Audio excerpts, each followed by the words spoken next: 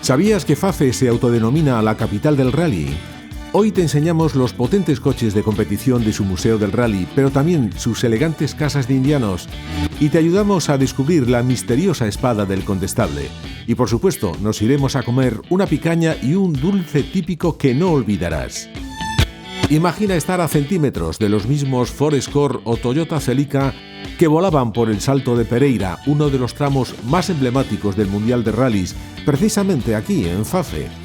El Museo del Rally es una cápsula de adrenalina en la que podrás apreciar algunos de los vehículos más emblemáticos de este tipo de competiciones.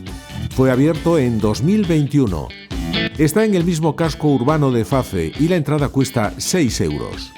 Aunque no seas aficionado a los rallies, te garantizo que pasarás un estupendo rato moviéndote alrededor de estas joyas del automovilismo. Incluso algunos de los coches nos conducen a un momento más romántico de las carreras, allá por los años 60-70. Entre otros muchos tendrás ante ti el Mitsubishi de Tommi Mäkinen, marca con la que fue 4 veces campeón del mundo, el Mazda de Hannu Mikkola, campeón mundial en 1983, el Subaru de Colin McRae, con el que ganó el entorchado mundial en 1995, y también su Ford Focus, con el que precisamente venció en Portugal, el Toyota de Didier Oriol, con el que se impuso en el Mundial de 1994. No faltan referencias a pilotos españoles, como estos vídeos de Carlos Sainz en su época de Subaru, el mono de su copiloto Luis Moya, o la firma de, entre otros conductores, Dani Sordo. También está el Datsun de Timo Salonen, con el que corrió antes de ganar el campeonato de 1985. Un año antes, Steve Blomqvist se había llevado el Mundial. Aquí vemos su Ford, con el que participó en varias temporadas. Se observa también la evolución de algunas marcas como Skoda y Subaru. El Talbot Sub Lotus de Henry Toivonen de principios de los 80. Veis ahora el Ford de Mikko Hirvonen, 4 veces subcampeón del mundo. Y el Volkswagen Golf de Kenneth Eriksson. Hay otros modelos que les encantarán a los aficionados y harán pasar un rato divertido a los más legos en la materia. También hay carteles, trofeos, monos de muchos pilotos y diversos objetos relacionados con este tipo de carreras. Si eres de los que te hubiera gustado ser piloto y no has podido, siempre puedes conformarte con una carrera en el Scalextric o llevarte un coche en miniatura para tu casa. En todo caso, es una visita que os aconsejamos, teniendo en cuenta que hay modelos que fueron guiados por las manos de algunos de los mejores pilotos de rallies de todos los tiempos. Dinos en los comentarios qué coche te ha gustado más o cuéntanos qué te ha parecido el museo, si ya lo has visitado. Mucha gente viene aquí solo por los coches, pero para entender Fafe hay que probar su gastronomía. Te recomendamos el restaurante Esquenta, en el que la carne al más puro estilo de Brasil contribuirá a que lleves un recuerdo inolvidable de la ciudad. Aquí sirven la picaña al mejor estilo de Brasil. Así la cortarían ante ti con esta destreza que ves. Además son amabilísimos y el precio es muy correcto. El personal es brasileño, lo cual tiene su importancia, como más adelante veremos. Pasamos al postre. El típico de Fafe es el pan de ló. No es un bizcocho cualquiera, es jugoso y tradicional. Nuestro consejo para comprarlo es la pastelería de Fornelos, en las afueras de la ciudad, donde según algunos hacen el mejor del país. Si ya te está entrando hambre solo de verlo, suscríbete a Yo y mi maleta. Subimos rutas como esta cada semana para que tu próximo viaje, por ejemplo a Portugal, sea perfecto. ¿Cómo puede una ciudad tan pequeña permitirse estos banquetes y estos edificios? La respuesta llegó en barco desde América del Sur. La arquitectura de Fafe es el resultado del éxito de los emigrantes que volvieron de Brasil, tierra de emigración en el siglo XIX. A su regreso, después de hacer fortuna, levantaron grandes edificios y palacetes, algunos con jardines, que hoy embellecen las calles de la ciudad. La Casa de la Cultura, o Casa do Santo Novo, fue construido por José Leite Pinto Saldaña de Castro en 1869, con capital de familiares emigrados a Brasil. Es de estilo neoclásico.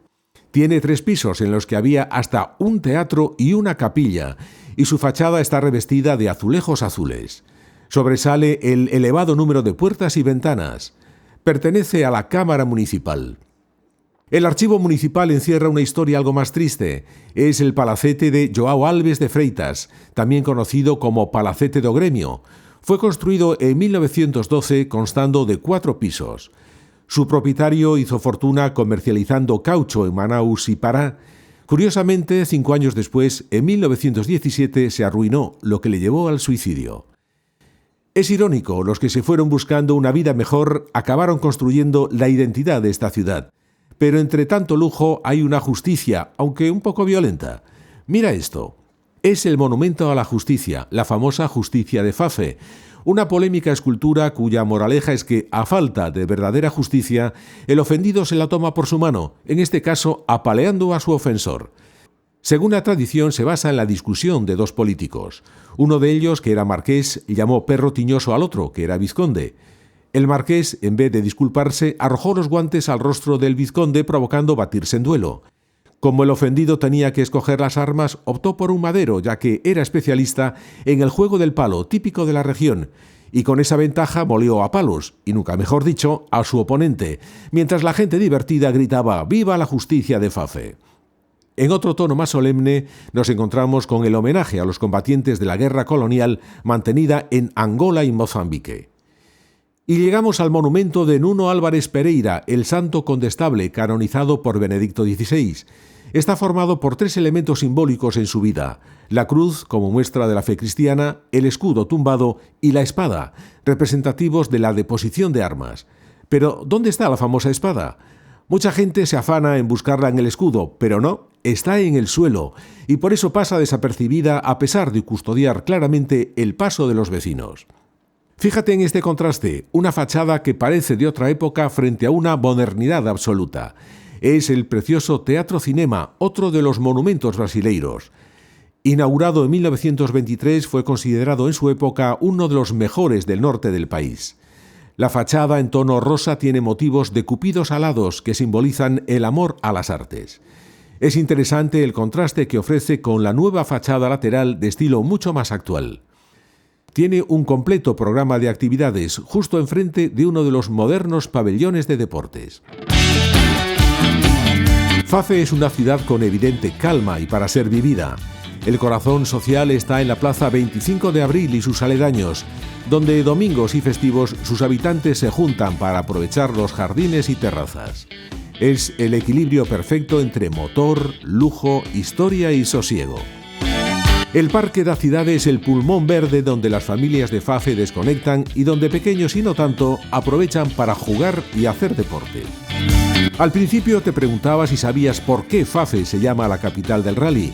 Ahora sabes que los motores son solo el ruido de una ciudad que en el fondo guarda un silencio señorial y legendario, capaz de unir la alta competición del automóvil con el refinamiento de sus edificios y la personalidad que aportan los retornados de Brasil.